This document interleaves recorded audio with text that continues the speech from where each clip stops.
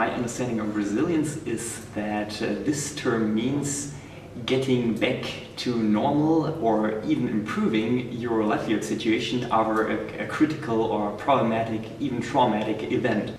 Well, I think livelihood resilience is a very important idea.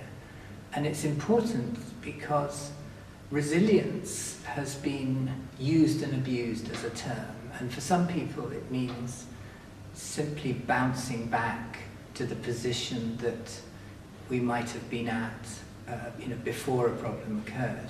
But in fact, what we've been discussing at this meeting has been an idea about livelihood resilience that is transformational.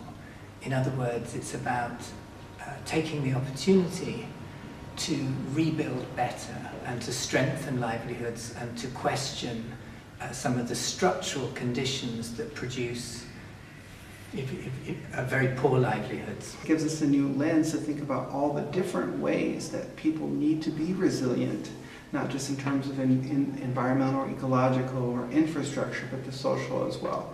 So it's a really important concept that I think will drive a lot of new theory in the future, as well as how we deal with climate change in the future. The capacity of people that they can cope with the outside stressors like environment and social stressors. And this concept can help us to understand more about the real life of the people. Livelihood resilience to me means being able to continue providing and accessing livelihoods even amidst shocks and adversities. And this is important because it helps communities to maintain harmony, because when there is no resilience, people begin to look for alternative means, which even leads to other aspects of crime. So to develop harmony and the stability, livelihood resilience matters a lot. Well, resilience, I think, can be framed in all sorts of different ways, but it's my strong belief that even in the most technologically developed societies, resilience always comes down to the human element.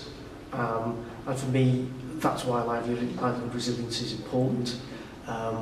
Technology doesn't, I believe, provide ready-made answers. It's all about the people, both at the top, but more importantly, those who are really on the front line in vulnerable areas threatened by climate change.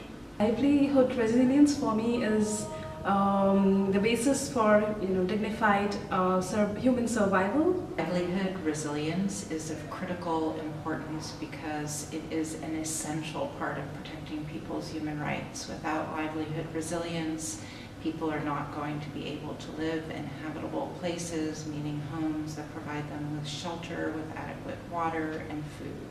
So livelihood resilience is human rights protections. I love resilience. You love resilience.